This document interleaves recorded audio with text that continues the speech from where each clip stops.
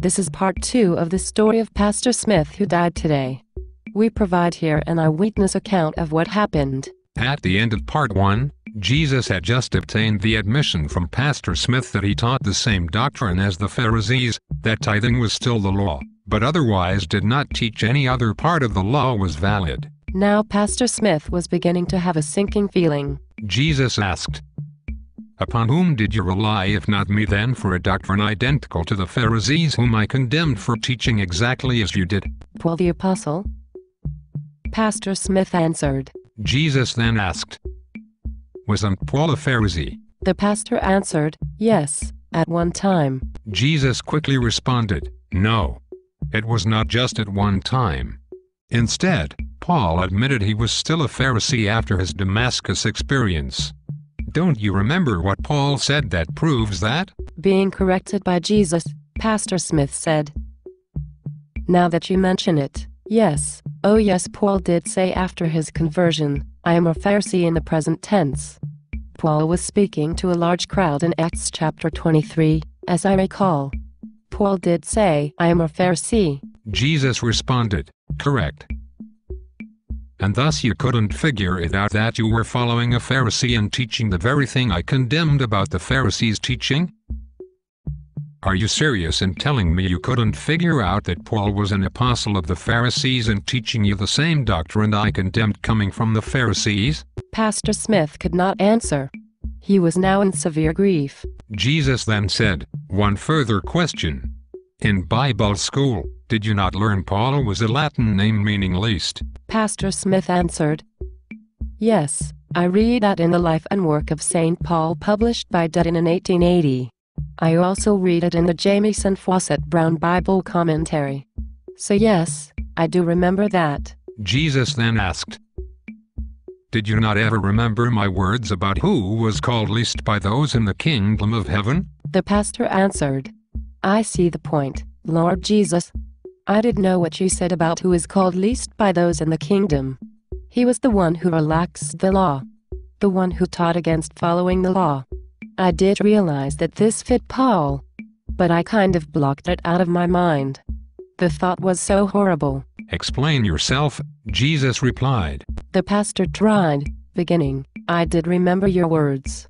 They were, 'Whoever therefore loosens one of these least commands of the law and teaches men so, least he shall be called in the kingdom of the heavens, but whoever may do and may teach them, he shall be called great in the kingdom of the heavens.'" "Who did you think," Jesus asked, "I meant to refer to in that statement?" Pastor Smith answered, "I knew you said the anti-law teacher would be called least by those in the kingdom of the heavens. It did cross my mind you meant Paul.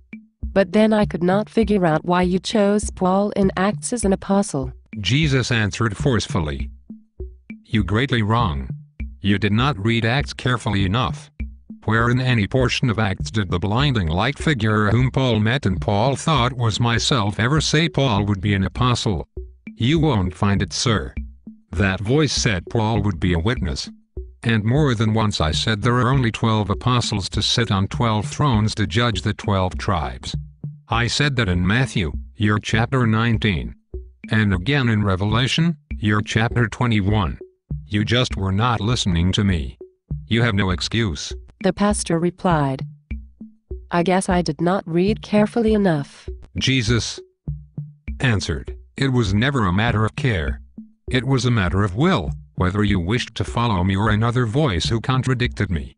And all along you knew I point blank called Paul out as the least, and condemned him in a prophecy as Matthew, my apostle, remembered under inspiration. But you refused to listen to me on the very identical point that you followed the least one.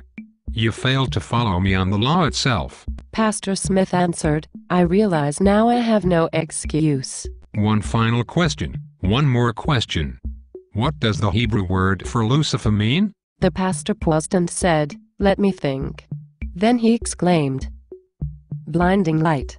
Yes, that's it. Oh my gosh." Jesus commented, "Now you figured it out. A bit too late." The pastor's grief was growing. Jesus paused, his eyes glaring in disdain at the pastor. Jesus then continued, "I am done here. Your own words condemn you. You admit you taught tithing, but I found you did so in a self-serving manner that robbed widows and orphans. As to the rest of the law, you told your congregation to ignore these commands from Yahweh despite my telling you this was a doctrine of the Pharisees leading people to condemnation. I even told you the anti-law teacher's name. The least. In Greek Paulos and in Latin Paulus.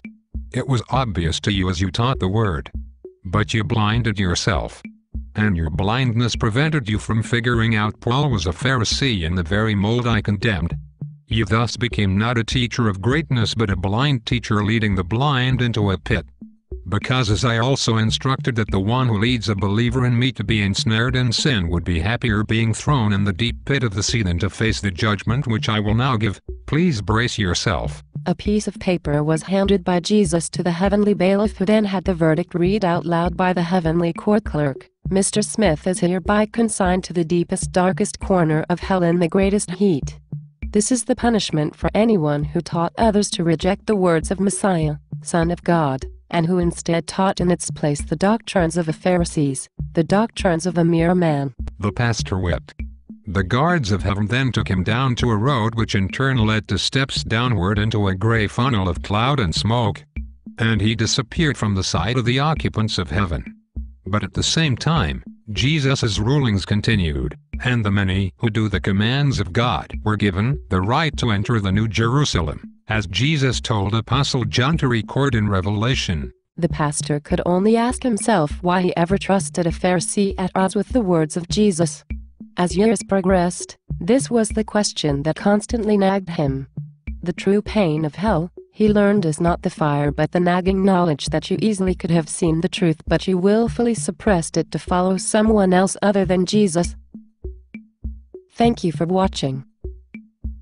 God bless.